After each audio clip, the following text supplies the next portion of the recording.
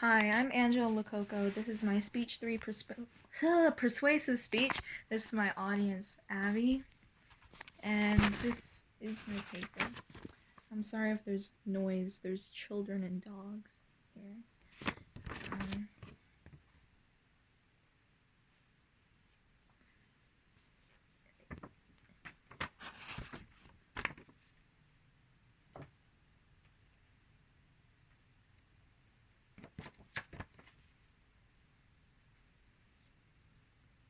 okay.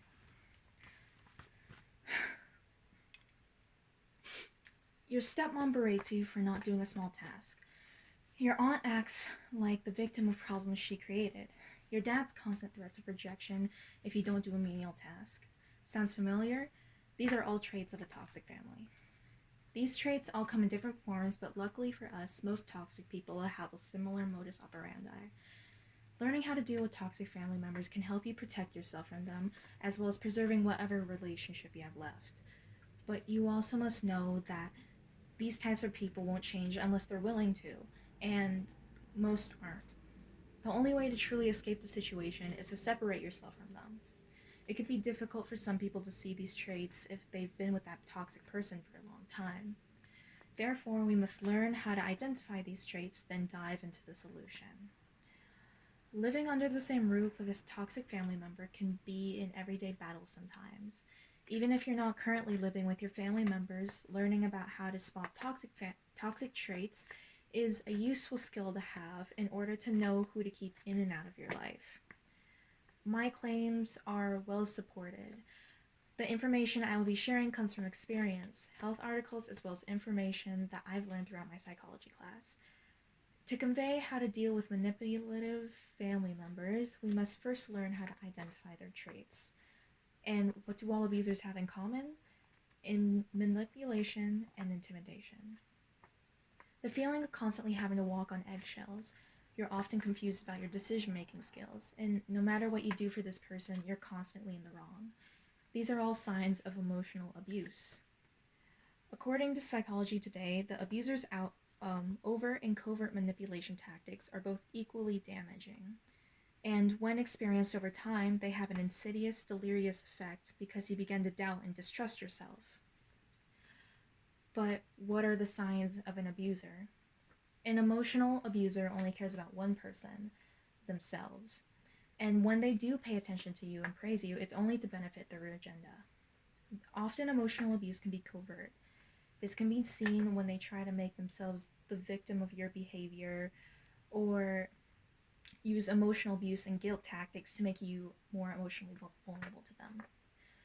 Overt emotional abuse can include yelling, name calling, and even public embarrassment.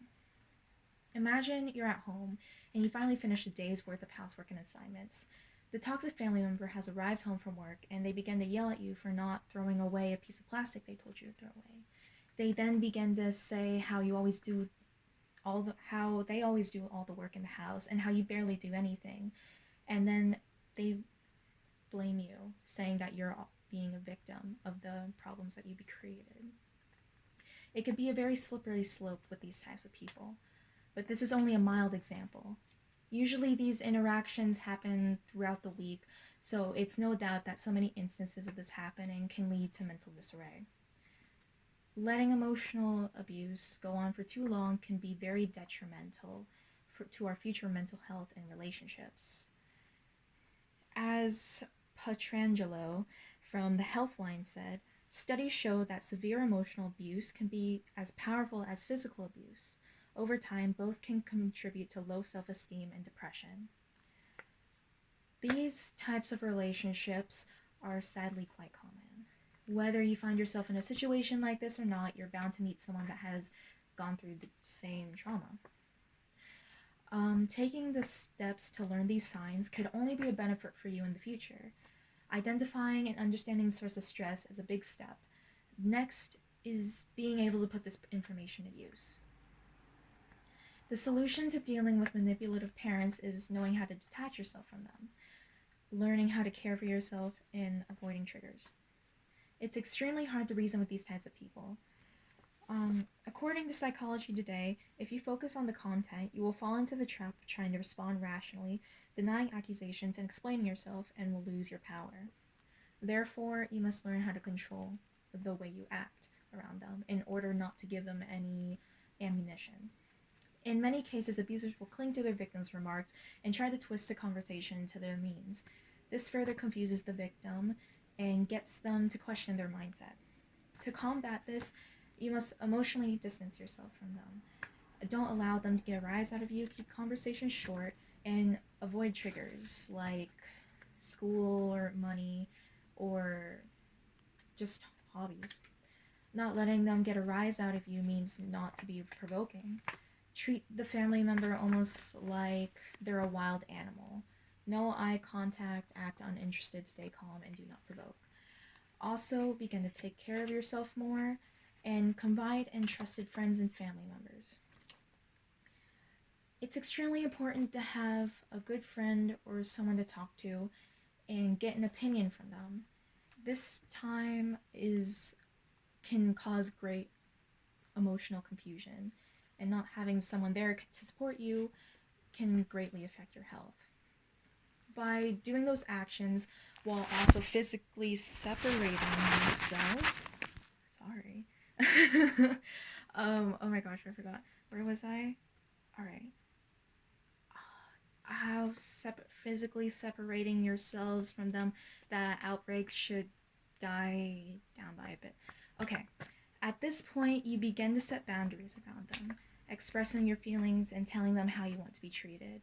Don't yell at me, you're being demeaning. These phrases, as well as exercising the right to walk away from the conversation, will make your parent understand. Depending on the emotional stability of your parent or family member, doing these actions will make their manipulation more clear. It will be hard at first if you're more timid, but consistency and not letting yourself break is the key. Soon that family member should see that you're not worth the time getting a rise out of due to your unmotivating demeanor. Some might argue that doing those actions can make your parent angrier, and you may feel hopeless and wonder that why you can't convince them to go and change or get help. While doing these actions could make that family member angrier, it's just for a cause. You have to have the strength to fight for yourself, and the longer you hold out, the more the abuser will realize that they can't get to you anymore. If the abuse happens to get worse, it's essential that you contact authorities and separate yourself immediately from that person. It's near impossible for people with this abusive personality trait to change. It's important to remember that it's not their fault, though. Usually, people like this also have been in abusive situations of their life, so the only way they know how to treat everyone is with that mindset. That family member can still love you, but that doesn't give them permission to degrade and oppress you. With these adjustments, you will find that living and dealing with these abusive family members will become more tolerable. In the end, these problems won't be solved until you can fully separate yourself from this person. But with these techniques, you can begin to lift a little stress off your shoulders. On the positives, you could come home from your schoolwork and de-stress. Your parent comes in to ask you about college, and that's a trigger topic for you guys.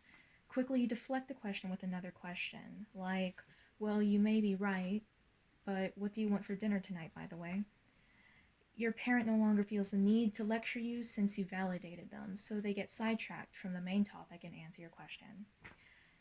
Now imagine that you're relaxing in your room. Your parent comes in and starts to lecture you about how you're not responsible enough. You try to argue back and explain why you don't think you're a bad kid, but they end up twisting the conversation to benefit them. After a few minutes back and forth, you're now left in your room emotionally distressed. It's not hard to choose which scenario you want to live in. Just by changing your attitude, you were able to save yourself from extra emotional turmoil. Realizing that throughout your life, you have not been treated in a just way can be hard. But the beginning of your healing process starts with acknowledging that this person has emotionally, mentally, and maybe even physically hurt you. And that dealing dealing with toxic people, especially with family members, can be a long journey. But being knowledgeable about the abuser's tactics and how to properly handle them can bring a world of change. It's your time to break free of your abuse. You're your own person with your own rights, and no one has the right to undermine you. You can make yourself doubt your worth. It's a tough journey, but know that there will always be people there for you. Oh, wait, I forgot to show note cards. Oh my gosh. Okay. Still holding them.